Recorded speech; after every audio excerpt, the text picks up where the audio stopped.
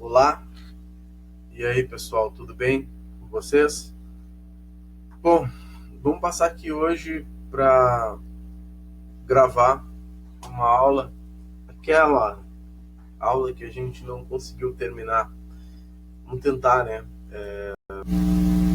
dar um andamento no Kant, o filósofo que a gente já havia começado de maneira muito tímida a conversar um pouco sobre ele, mas que não tivemos mais oportunidade, né, de discutir a essa semana. A gente vai trabalhar, eu vou trabalhar esses slides aqui, vocês vão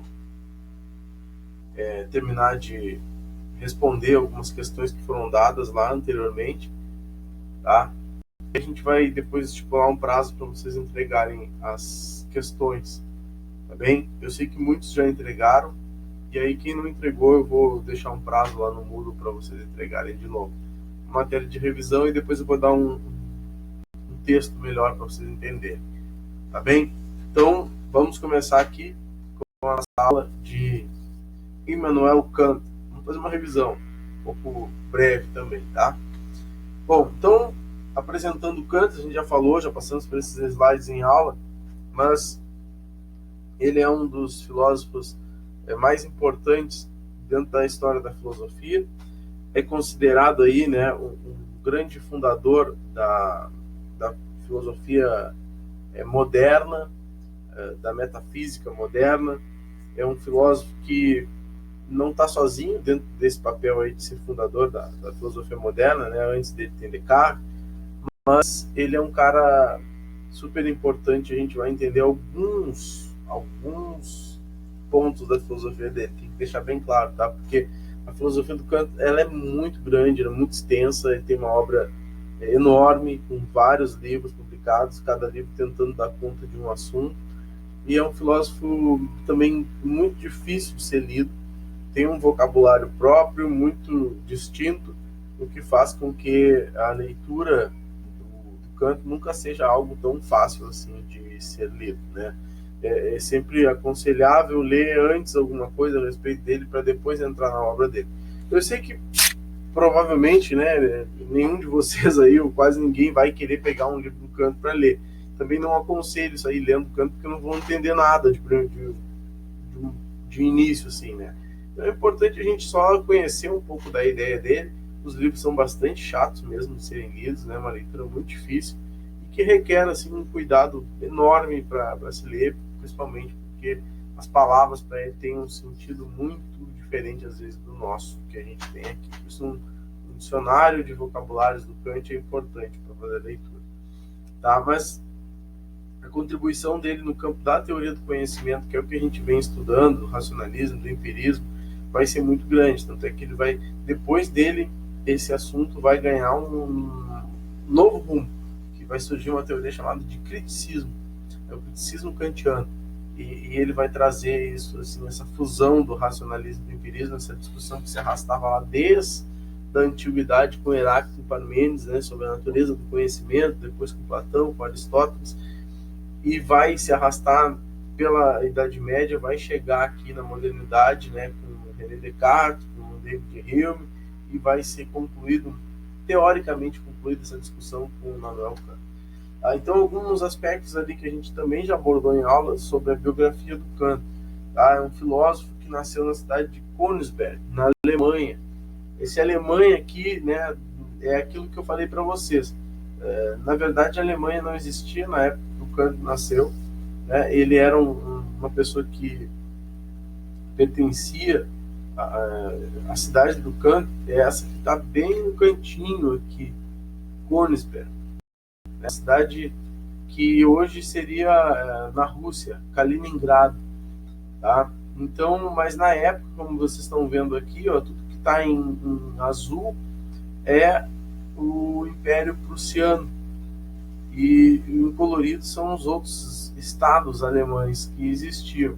Então a Alemanha estava dividida, aqui se não me engano, em 36 estados independentes. O maior estado é o estado da Prússia, que ele que vai fazer depois, né, a unificação, vai encabeçar o processo de unificação. Então o Kant, ele era um prussiano, né? Mas na época, como a maioria, né, dos territórios estavam ocupados pelo Império Prussiano e os prussianos encabeçam um processo de unificação. Há muito comumente chamar o Kant de alemão, né? Mas essa discussão ela requer também um pouquinho mais de detalhamento, assim.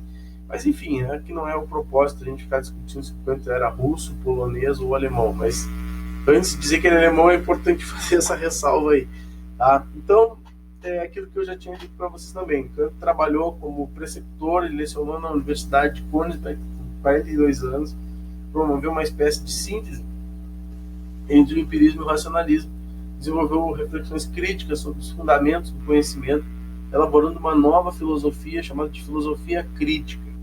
Então aí as três principais críticas do Kant, né, que se chama de filosofia crítica pelo fato dele ter uma análise minuciosa de todas as coisas. Por isso que eu disse lá no a escrita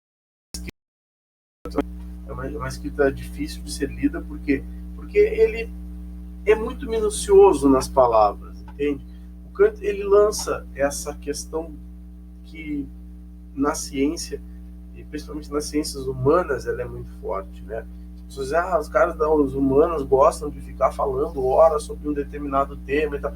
Pois é, isso é um pouco da herança do Kant também, sabe? O Kant, para ele, a palavra nunca é só a palavra, sabe? Ele quer saber a origem da palavra, o quanto aquela palavra por si só pode se desdobrar em diversos outros significados e sentidos. Então é uma leitura que, antes de tudo, é uma leitura crítica, minuciosa, analista, sabe, de todo o texto do Kant. Então, para ele vai sempre, né, desenvolver essa questão da crítica, e os livros dele, né, a crítica da razão pura, a crítica da razão prática e a crítica da faculdade de juízo, consideradas as principais obras dele. Porque, né, a crítica da razão pura dele, o que ele está trazendo nessa obra aí, né? É justamente esse assunto que a gente está discutindo aqui. Como tomamos conhecimento das coisas, como o ser humano aprende as coisas, como, né, o que é o conhecimento.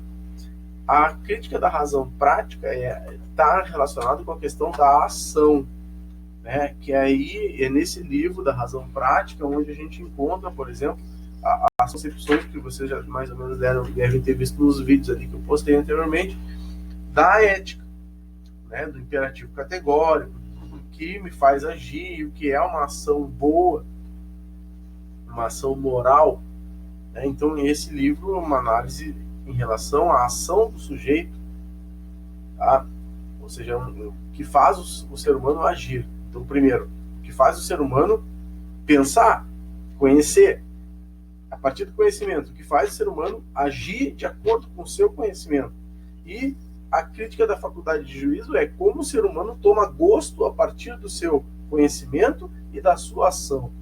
Então, ou seja, né, são três críticas elaboradas por ele que, de alguma maneira, né, tentam trazer contribuições ou sínteses extremamente importantes sobre conhecimento, ação moral, né, e gosto do juízo. Ou seja, né, como determinada coisa. Como eu tomo gosto por alguma coisa. E a questão aí é puramente filosofia estética. Então, contribuiu, além da parte da ética, além da parte do conhecimento, para a questão estética, da filosofia estética, ou seja, né, como a gente age de acordo com os nossos gostos. O que me faz gostar mais de azul do que vermelho, de preto do que branco, né? Então ele vai investigar esse tipo de ação, né? O que faz com que eu me identifique mais, por exemplo, com música clássica do que música pop. Enfim, essas coisas que a gente poderia aqui ficar falando várias vezes sobre isso, sabe? Ficar filosofando, mas o Kant vai trazer uma contribuição mais teórica a respeito disso. Ele vai exemplificar coisas, padrões de gosto, ele vai entrar nesse tipo de discussão que traz uma contribuição muito bacana para esse assunto aí, tá? Bom, então aqui já passei a questão do nós e da realidade. Bom, a compreensão da realidade, então, do Kant, depende dos órgãos dos sentidos. O que é importante? Aqui não está no slide, mas eu vou trazer para vocês entenderem um pouquinho sobre o que é importante a gente entender dentro da filosofia do Kant. Deixa eu mudar de lado. Não, no meio também, aqui em cima. Não, deixa embaixo. Deixa eu melhor aqui embaixo. Mas, enfim, tá? O Kant vai trazer, ele tem, como eu falei, você tem um vocabulário próprio, tá? E dentro desse vocabulário do Kant, o que ele vai ter? Palavras que são importantes para entender o Kant. A priori, a posteriori, númeno e fenômeno. Tá? Então, por exemplo, a posteriori, como a própria palavra está dizendo, posterior ao ser. Algo que existe depois do ser, ou seja, depois da experiência do sujeito. O sujeito já vive. Então, né, algo que ele já vivenciou, que ele já adquiriu, que já passou pela crítica dele, é a posteriori. Tá? A priori seriam categorias anteriores ao ser, que não necessariamente passam, não passam pela experiência do sujeito. Existem antes do ser. Tá?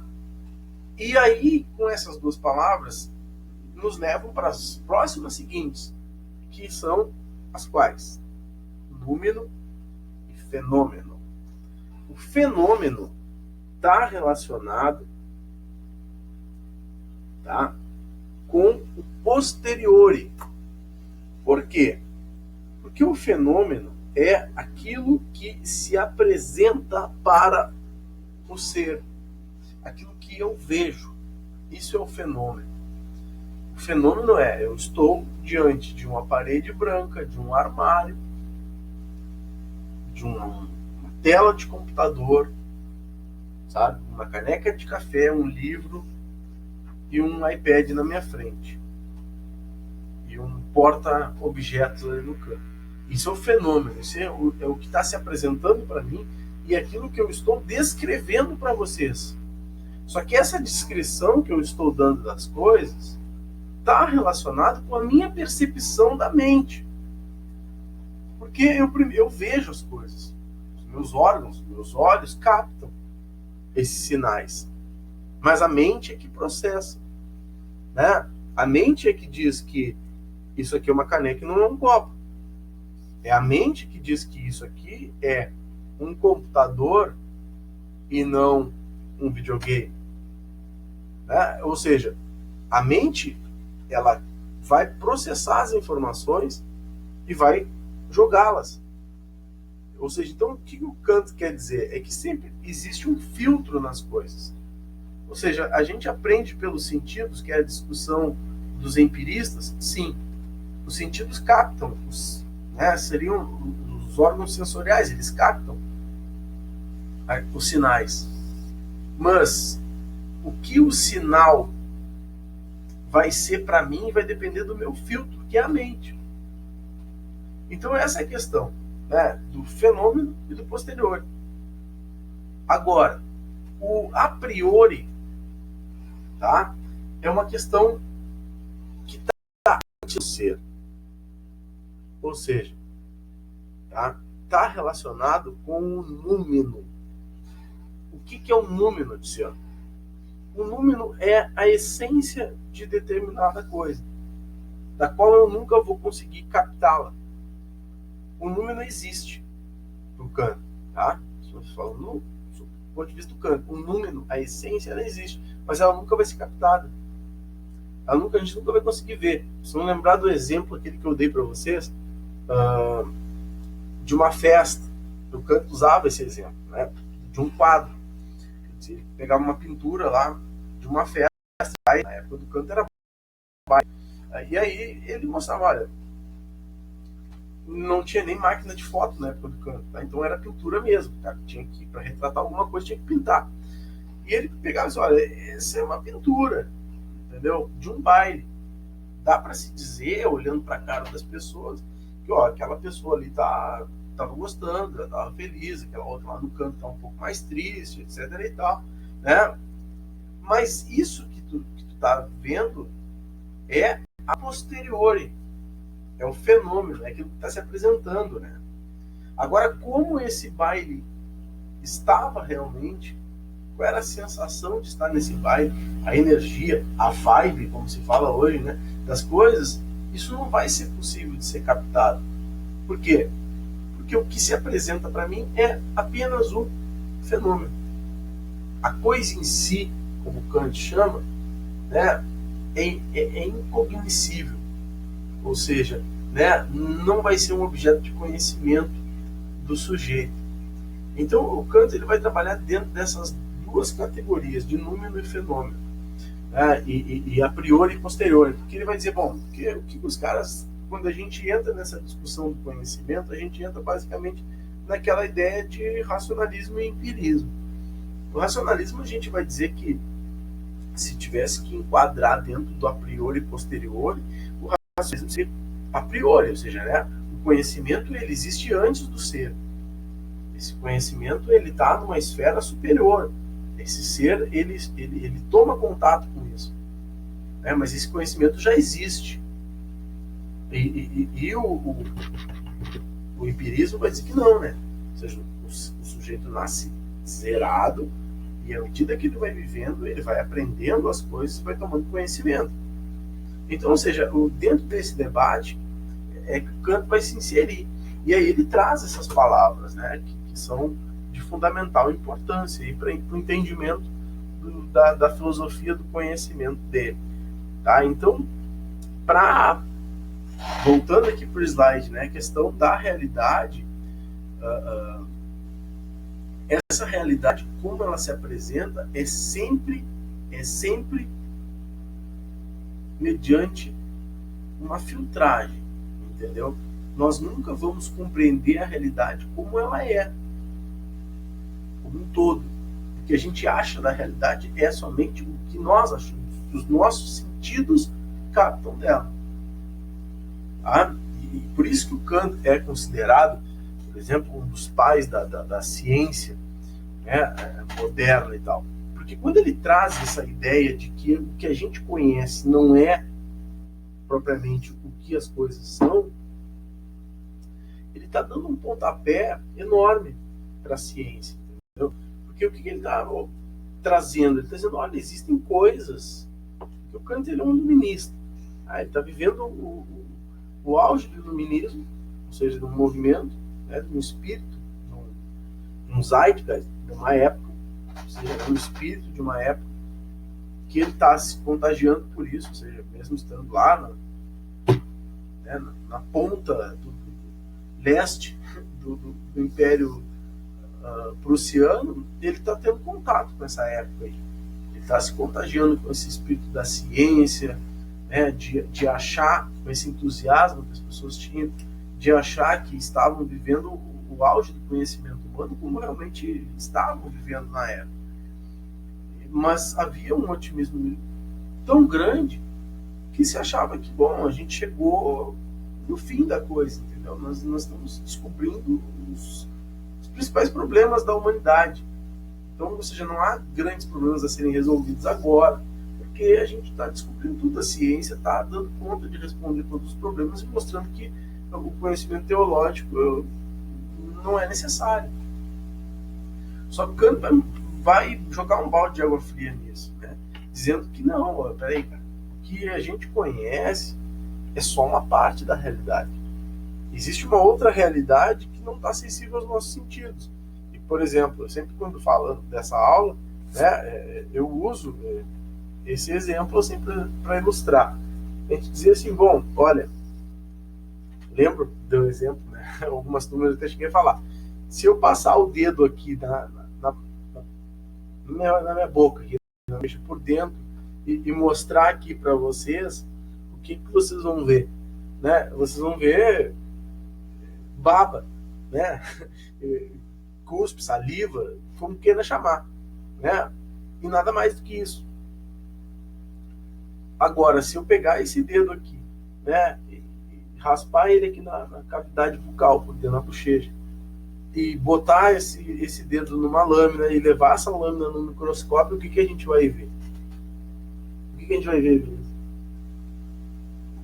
A gente vai ver células, né? Isso. Vamos ver células. Então, ou seja, a gente está ampliando a nossa visão sobre a realidade. E estamos percebendo uma realidade que não está acessível aos nossos sentidos, porque a gente tem um microscópio que amplia em não sei quantas mil vezes a visão. Você está compreendendo que com isso o Kant está colocando um ponto enorme de interrogação em toda a realidade do mundo, porque está dizendo, cara, existem outras coisas que vocês não estão vendo. Coronavírus é hoje, né, o grande inimigo do mundo. E a gente não vê o coronavírus. A gente não vê ele. Inclusive, se vocês verem, me avisa, que vou dar um pau nesse cara. Né? A questão é essa. Porque é isso que faz com que o Kant seja considerado um pai da ciência moderna. Assim, por causa da contribuição dele. Porque ele instiga todo mundo a pensar e buscar novas respostas, sabe? A partir dele, então, você vai ter um avanço ainda muito maior da ciência. Tá bem? Vocês compreenderam essa questão desse slide, do nós e a realidade? Então, que a gente só pode compreender a realidade por meio dos filtros, que são os nossos órgãos e os sentidos. Então, a gente pode dizer que, às vezes, tem pessoas, né, que têm sentidos mais aguçados, outros menos.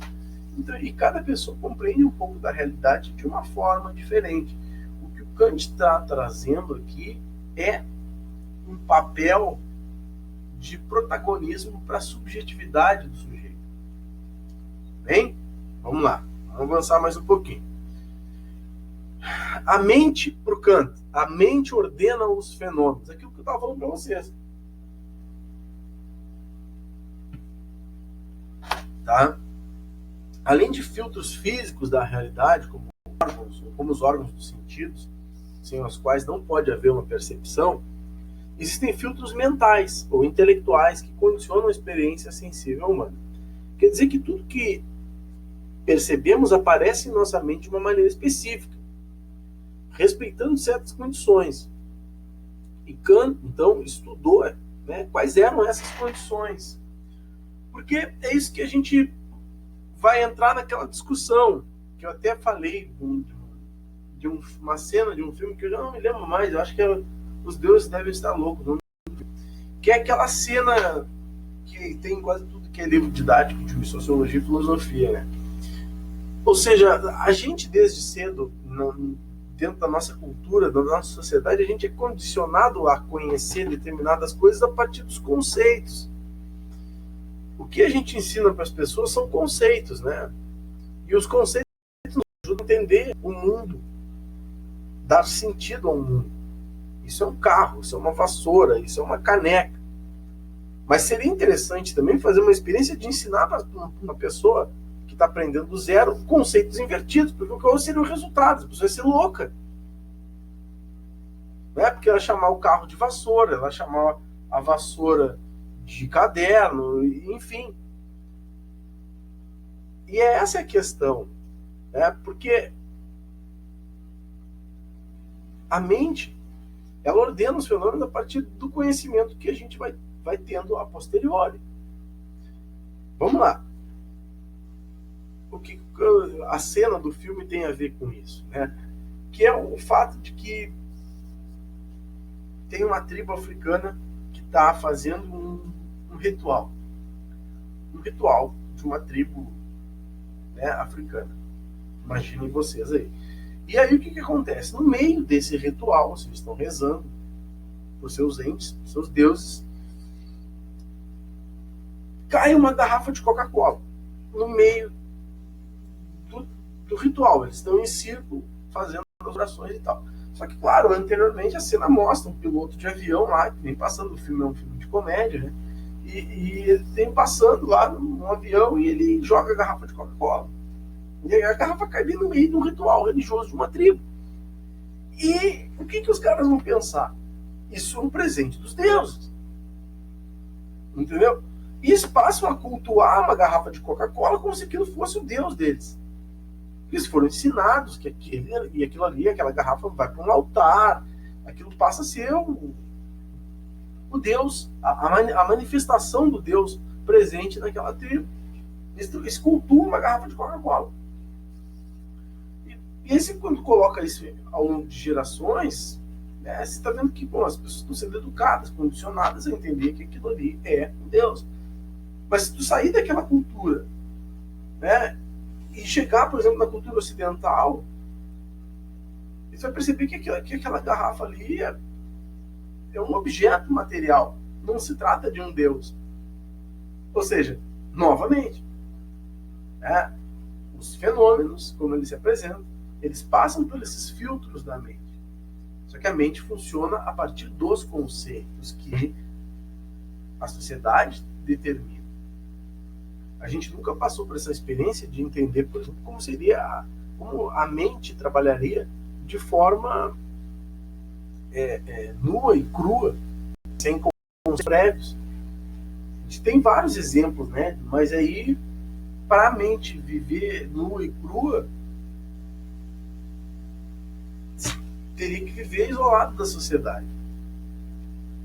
E viver isolado da sociedade, a gente sabe o quanto isso é prejudicial para o ser humano. E tem vários exemplos que vocês vão aprender no que vem quando começar a estudar em sociologia. Mas, por exemplo, Kaspar Hauser, o filme de Kaspar Hauser é um exemplo claro disso. Uma pessoa que foi criada longe da sociedade, ela não conhece nada. Então, ou seja, né? Então, por canto, vai ser necessário sempre olhar para isso, né?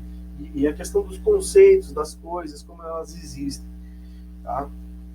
Como elas existem dentro de culturas específicas. Bom,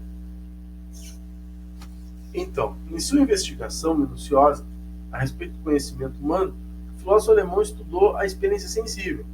Quando percebemos algo, aparece em nossa mente imagens e representações, que eu estava falando para vocês, né? Que, segundo a expressão do Kant, são os fenômenos. Ou seja, quando eu capto isso aqui, né? Ou seja, um pente. Quando eu capto, os meus olhos percebem a manifestação disso aqui, o que acontece? A minha mente, ela vai fazer um processo que eu vou mostrar, né? Ou seja, eu olho um objeto e o que acontece? Essa imagem entra. A minha mente vai ordenar em que tipo de objeto isso se enquadra, no que ela conhece. Se ela não conhecesse isso, eu iria dizer para você, olha, isso aqui, eu não sei dizer para você que tipo de objeto é esse, entendeu? Não sei.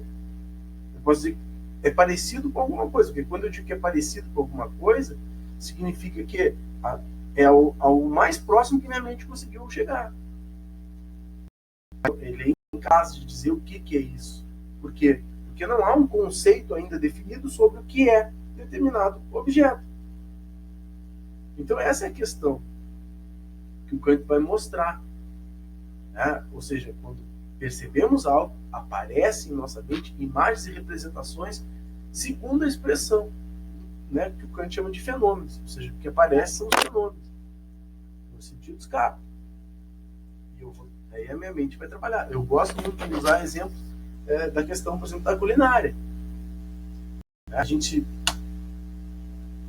não sei vocês, mas a grande maioria das pessoas não está acostumada a provar sabores diferentes, né?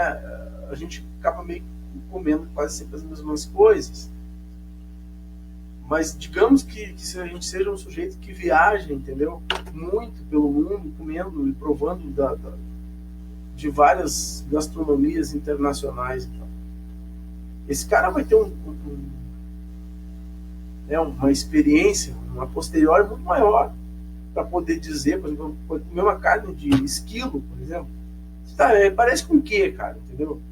Se eu só comi frango, peixe e carne bovina na minha vida, a minha experiência para poder estabelecer relações do que a carne de esquilo parece é só essas três. Entendeu? Então, quer dizer, se eu tenho uma experiência maior, eu fiz, não, a carne de esquilo é muito parecida com a carne de porquinho da Índia. Ou seja, alguém já comeu porco da Índia? Não, então quer dizer, eu estou dizendo para vocês, é parecido. Então essa questão, né, é que o Kant vai dizer que isso depende muito, os fenômenos, né, eles dependem da nossa experiência. Porque a nossa experiência que vai categorizar eles, dizendo, isso é tal coisa. Se não for, eu não tenho como categorizar. Bom, tranquilo até aqui? Então, por exemplo, né, quando a gente observa uma árvore, que é uma coisa externa a nós, ela aparece em nossa mente de determinada maneira. A árvore em si mesma é externa ao ser humano, mas o que aparece para nós é o fenômeno, ou seja, é algo interno. A gente não conhece as coisas como são, mas nós conhecemos quando elas aparecem para nós, ou seja, né, como aparecem em nossa mente. A nossa mente é que vai projetar, né, aquilo ali, dizendo que aquilo é uma árvore, o formato dela, enfim, a partir do que de categoria nós conhecemos, a partir da nossa experiência. Então, a sensibilidade e o entendimento.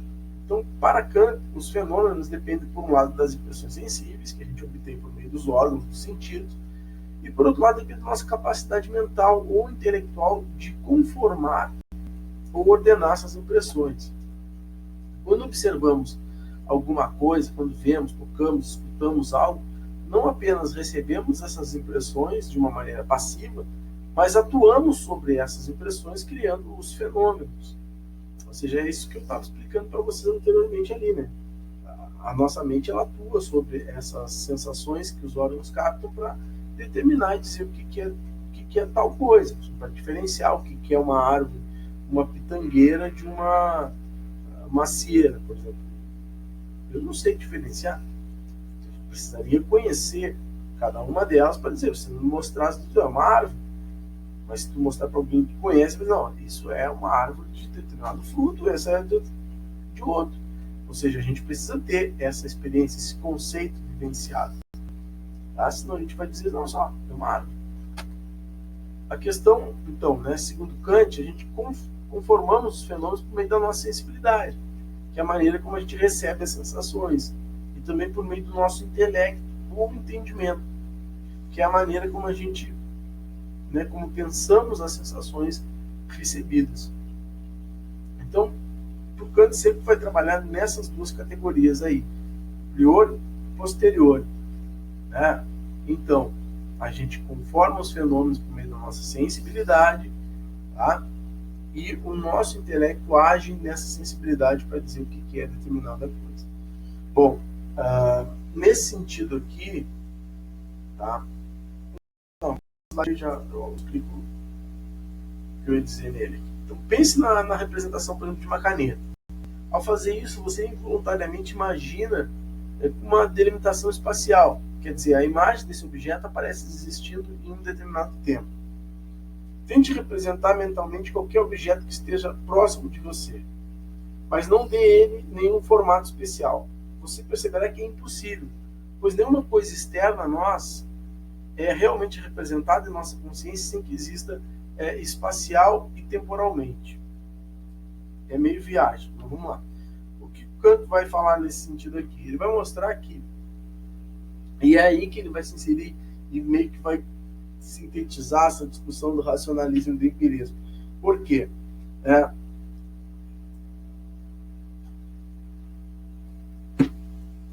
O café esfriou. A questão é que ele vai dizer assim, ó,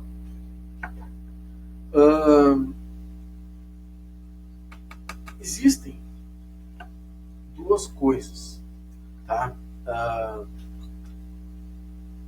Na mente do sujeito. Lembra da discussão entre racionalismo e empirismo? O que o Kant vai mostrar? Vai dizer assim, ó, há condições que são antes do ser, ou seja, o ser ele já nasce com elas. E há condições a priori. Por exemplo, o conhecimento, ele vai depender dessas duas coisas. Como é que se forma o conhecimento? A priori e posterior. Por quê? Para o sujeito, antes do sujeito nascer, o Kant já existe tempo e espaço. Tá? Tempo e espaço. Por quê? que isso vem antes? Porque quando o sujeito começa a conhecer as coisas, né, começa a tomar conhecimento do mundo, seja como criança, ele está aprendendo as coisas, ele sempre vai conjugar aquilo que ele aprendeu num determinado tempo e num determinado espaço. É isso que esse slide quer dizer, é isso que o Kant vai dizer. Né? Ele quer mostrar que sem tempo e sem espaço a gente não aprende nada. Tudo que a gente aprendeu está dentro da nossa mente. Isso foi conjugado na relação tempo e espaço. Que tu aprendeu em algum lugar e tal. Sempre vai lembrar disso. Então ele vai dizer, olha, tempo e espaço são coisas que antecedem o ser. Porque quando você começa a conhecer o mundo, ele vai conjugando o que ele vai aprendendo no tempo e no espaço. Sem isso, você não vai ter conhecimento. Então, o que ele está trazendo nessa jogada aí dele? Ele está trazendo que, olha, do racionalismo, daquela ideia de conhecimento anterior ao ser, né? Porque o racionalismo era meio viajão, assim, estava dizendo que da alma, ele vai dizer, não, em vez de dizer que tem alma, ele vai dizer, não, tem categorias de pensamentos, existem categorias, tempo e espaço. E quando o sujeito nasce, ele começa a aprender as coisas, só que ele aprende sempre conjugando. Aprendi que isso é uma caneta. Quando? Hoje de tarde, lá na casa do Tiziano. Então, ou seja, isso está gravado na memória dele. Quando ele olhar para isso aqui, ele vai pensar. Então, ele vai mostrar sempre essas categorias são antes do ser. Todo sujeito aprende alguma coisa em um tempo e um espaço. Então, ok? Vamos lá. Para Kant, espaço e tempo, já falei, mas vamos lá, vou ler aqui só para dizer que eu não. Né, são condições de sensibilidade, isto é, são requisitos para que haja os fenômenos ou representações. A mente humana, ao receber a matéria da sensação, organiza as impressões sensíveis espacial e temporalmente. Para o filósofo, espaço e tempo são instituições ou modo de receber as impressões sensíveis. Ambos são condições a priori para qualquer experiência sensível ou percepção. Ou seja, antes da experiência existe o tempo e o espaço, que é a categoria onde a gente vai aprender as coisas e conjugar. Bom, assim, como não é possível enxergar ou ouvir sem os órgãos dos sentidos responsáveis por essas sensações, não é possível que exista uma representação sensível na consciência, sem que ela seja espacial e temporalmente delimitada. Dito de outra maneira, algo que não possa ser conformado no espaço e no tempo não se torna fenômeno, tampouco pode ser conhecido por nós. Lembra daquilo que eu falei para vocês, né? Quando eu olho para alguma coisa e eu não sei dizer o que é aquilo, e a minha mente é incapaz, por exemplo, de emitir um conceito a respeito daquilo, eu não sei o que é isso, cara. Se parece com alguma coisa, não se parece com nada, porque eu não conheço nada parecido com isso. Entende? Ou seja, não houve uma representação, não houve fenômeno que a mente não conseguiu captar nenhum tipo de aprendizagem a respeito daquilo. Tá? Ele está mostrando aqui, então, o intelecto atua sobre as impressões das instituições da sensibilidade no espaço e no tempo, a experiência sensível não seria possível. Do mesmo modo, não haveria conhecimento, apenas a recepção da sensibilidade. Kant defendeu que seria necessário compreender o que foi recebido, para se poder constituir, né, conhecimento. Isto é, seria preciso pensar o material sensível para conhecê-lo. Em outras palavras, o ser humano, o ser que conhece, atua sobre as representações dos fenômenos, estabelecendo relações entre eles. Por exemplo, né, o nosso intelecto pode atuar sobre e estabelecer uma relação de causa e efeito entre duas constatações independentes, a fogo e a fumaça, por exemplo, por meio da ação do nosso intelecto ou entendimento que usa o conceito de causalidade, ou seja, se há fogo ou a fumaça. Então, o nosso intelecto trabalha um pouco nesse sentido, tá? Sempre de estabelecendo conexões. Volta para aquilo lá que eu digo para vocês, porque já há uma representação fenomênica das coisas. Você já aprendi. Agora, se eu olho para aquilo e eu não consigo dizer nada sobre ele, aí sim, né? Ou seja, não houve conhecimento, não aprendi nada, nenhum conceito sobre aquilo, ou parecido sobre aquilo, em nenhum tempo, em nenhum espaço. Então, assim no processo de conhecimento, o sujeito recebe as impressões sensíveis, dando a elas uma organização espacial e uma existência no tempo. Com base nos dados sensíveis, o sujeito pensa a respeito dos fenômenos por meio de conceitos e estabelece relações entre eles. Então, vou trazer para vocês, né? Os conceitos são aquilo que é estipulado pela sociedade, estipulado por culturas, né? Que entendem coisas de diferentes formas. Então, com base nos dados sensíveis, o sujeito pensa a respeito dos conceitos e estabelece relações entre eles. Sem a sensibilidade, nada pode ser captado sensivelmente. Do mesmo modo, os fenômenos não podem ser pensados sem os conceitos. Assim como as instituições de tempo e espaço são a priori, também o são todas as categorias ou conceitos do entendimento que tornam possível esse conhecimento. Ou seja, então, ele está dizendo que os conceitos são anteriores ao ser. Porque quando a gente está conhecendo alguma coisa, né, e alguém está nos ensinando sobre ela, esse conceito já existe. Esse ele é a priori. Tá bem? Bom, aí, essa discussão do Kant em relação ao a priori, posteriori, número e fenômeno, ela vai avançar um pouquinho para essa questão aqui desse slide, que é a revolução copernicana do Kant. Deixa eu botar ele em cima do Copérnico para ficar legal. Tá? Então, toda essa discussão que a gente está fazendo do Kant, a gente está vendo em relação à teoria do conhecimento dele. Tá? Mas as contribuições, como eu disse, elas são enormes e vão muito mais além do que isso que a gente está vendo aqui. Uma das questões que a gente vai usar para ilustrar isso aí é o que chamam de Revolução Copernicana de Kant. Bom, quem foi o Copérnico? Tá? Nicolau Copérnico foi o fundador da teoria heliocêntrica. Até Nicolau Copérnico, que viveu ali nos anos 1500 e pouco, se acreditava na teoria do geocentrismo. Se acreditava que a Terra era o centro de todo o universo.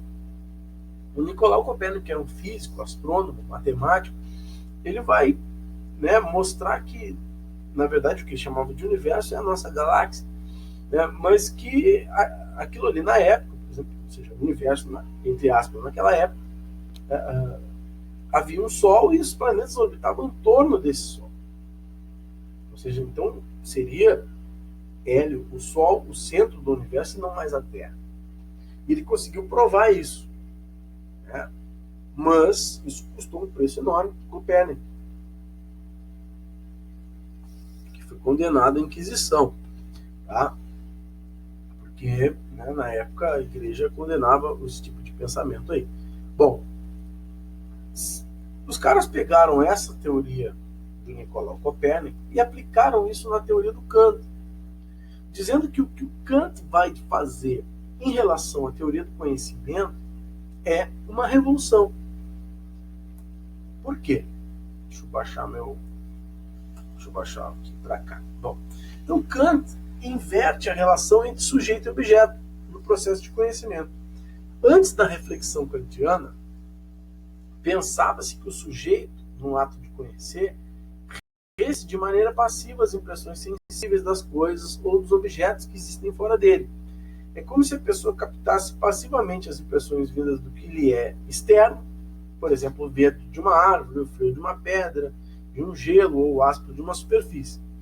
Com Kant, ficou esclarecido que o sujeito que conhece não está em condição passiva. Ele não recebe apenas o dado sensível do exterior, mas ele é ativo. O sujeito de conhecimento conforma as impressões sensíveis, isso é, ele dá forma, ele ordena as impressões ativamente. Aí volta para aquilo que eu estava dizendo lá para vocês no início. Ou seja, o Kant vai dizer que a nossa mente ela age sobre as impressões sensíveis. Ela é que vai dar forma para as coisas. É ela que vai dizer. Por isso que eu falei lá em determinado ponto da aula, eu disse, ele traz o papel, né, de protagonismo do sujeito, da subjetividade. Porque para algumas pessoas isso aqui pode ser preto, mas isso aqui pode ser azul marinho. Então pode ser um tom de azul. Ou seja, por quê? Porque há uma mente que vai ordenar os fenômenos. Se o cara não tem um leque ampliado de cores, a gente chama, eu não sei como é que a gente fala, cartela, não lembro. Quando você vai numa loja lá de comprar tinta e os caras te abrem aquele catálogo enorme de tons, de cores e tal. Né? E aí tu sai, e cores é uma coisa interessante da gente pensar, né? Porque aí tu sai dizendo, isso aqui é laranja, isso aqui é amarelo, isso aqui é azul, isso é cinza. Não, isso aqui é um tom de azul. Não, isso aqui pra mim é cinza. Não, isso é um tom de azul. Mas pra mim é cinza. Não, é um tom de azul. Aí você pensa, bom, peraí, então por quê? Né? Porque talvez a tua experiência em relação ao conhecimento de cores seja um pouco limitada. Né?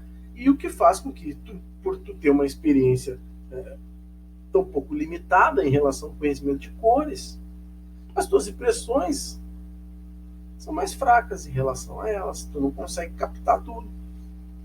E isso do Kant, por exemplo, vai lá para aquela obra que eu falei do gosto, do juízo. Né?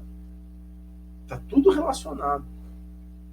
Então, ou seja, ele vai dizer, né, que é o sujeito do conhecimento conforma as impressões sensíveis. Ele que dá forma e ordena isso na mente. Vamos lá.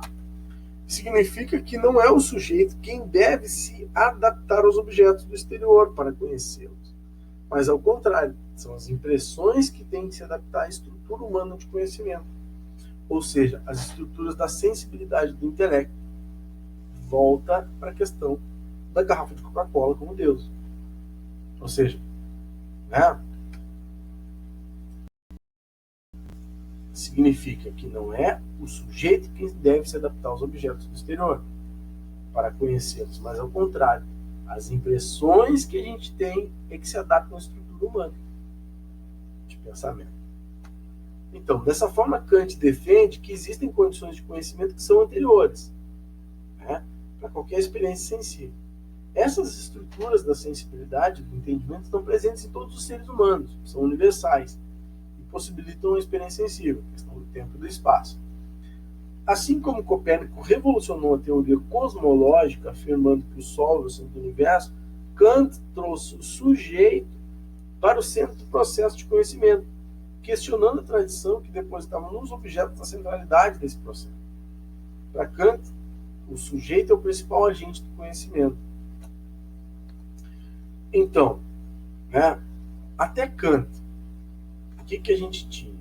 O ser humano, ele girava em torno do conhecimento do objeto.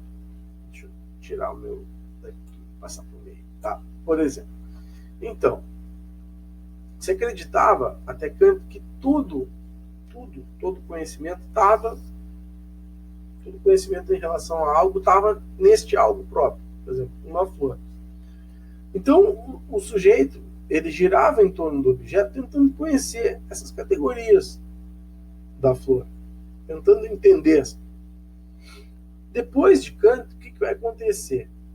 Os objetos passam a ser regulados pelo meu conhecimento. Ou seja, Kant vai dizer, olha, diferentes sujeitos podem ver diferentes flores. Ou seja, os objetos são regulados pelo meu conhecimento. Então, eu posso, a partir de um objeto, ter diferentes percepções. Vê se vocês estão entendendo o foco que ele está fazendo aqui. Né? Ele está mostrando que o que é determinada coisa vai depender muito dos filtros que essa pessoa vai ter. Aquela flor lá, ela pode ter uma compreensão completamente diferente para esse cara. Porque isso vai depender do quê? Da experiência. Vai depender do tempo, do espaço, do que ele aprendeu. Né? Então, é fantástico, porque o Kant vai trazer esse papel de protagonismo da subjetividade, de mostrar que o mundo não era da forma como as pessoas achavam que era. E ele poderia ser muito, e era muito mais difícil e complexo do que todos imaginavam. Então, vamos lá, para estar terminando aqui. Ó. É difícil esse assunto, é meio viajão, mas precisa passar por ele.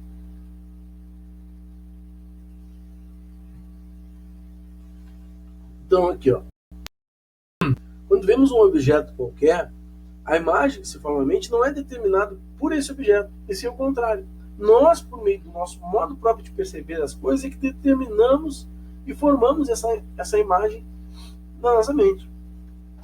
Ou seja, né, você olha para o objeto, o teu intelecto capta as impressões sensíveis a respeito disso e diz, olha, isto é uma casa, isto é um carro, isto é o quê? Ou seja, há uma ação da mente sobre a experiência sensível.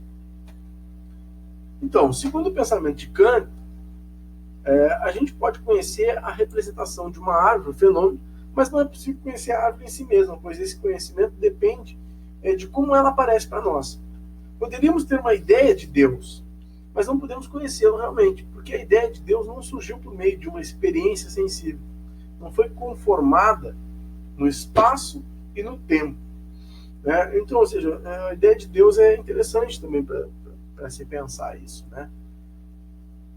Porque não foi pensado. A gente tem aí uma crença, a gente imagina um Deus, mas a gente não conhece esse Deus. Portanto, isso está longe da nossa experiência, né? A gente não tem como categorizar Deus. Bom, gente, eu estou me adaptando aqui a esse programinha. Vamos lá. Então, na aula de hoje, nesses minutos de aula, a gente viu um pouco da síntese que o Kant faz em relação ao conhecimento. Tá? Peguem essa questão da Revolução Copernicana, do quanto é importante para o Kant, do quanto ele vai barrar essa discussão de racionalismo e empirismo, né? Do quanto ele vai trazer uma contribuição nova, do quanto isso vai ser extremamente revolucionário para a sua época, né? De barrar um pouco esse entusiasmo dos iluministas, de acreditar que estavam, né, com a chave do mundo na mão, e trazer essa discussão muito mais para a questão da subjetividade, de relativizar também, né, essa ideia de conhecimento, que vai, a partir do Kant, vai depender muito do que tu tem de experiência, trazer essas ideias de a priori, posteriori, tempo e espaço como categorias anteriores ao ser, onde tudo que a gente vai aprender vai categorizar no tempo e no espaço. Tá? A Revolução Copernicana é muito importante para se entender. Então, eu acho que com isso assim, a gente está encerrando esse assunto do Kant. Tá? Esse assunto é um assunto que deveria ser visto ano passado, no 8º ano, não deu tempo para a gente ver, e a gente está em abril de 2020 e ainda estamos, né, falando sobre isso, já era para ser página virada, né? Mas devido a todos os empecilhos que a gente teve, não conseguimos vencer isso. Estamos vencendo agora à distância. Tá? Eu espero que vocês tenham entendido. Eu deixei na plataforma também 2 ou 3 vídeos sobre essa matéria. Os vídeos são mais didáticos, né, e ajudam também no entendimento da matéria, deste componente, deste conteúdo. Tá? Eu espero que vocês compreendam. Qualquer dúvida que vocês tiverem, vocês podem me contatar pelo e-mail da escola, tá? Vocês têm ali naquela folhinha que eu dei para vocês no início do ano, mas quem quiser anotar é ticiano.pedroso@maristas.org.br, tá? E eu estou aí à disposição. quem quiser por e-mail perguntar, tirar dúvidas. Eu acho que era isso, tá, gente? Espero aí que vocês estejam bem, que vocês continuem se cuidando. É quarentena, tá? Quarentena, não é férias. Não é para sair pra rua, para fazer junção na casa do coleguinha, é para ficar em casa, estudando, porque você tem um monte de matéria para estudar, tá bem? Então, deixa eu fechar isso aqui. É isso aí, galera, tá? Um abraço aí para vocês e fiquem de boa aí, tá? Tchau, abraço.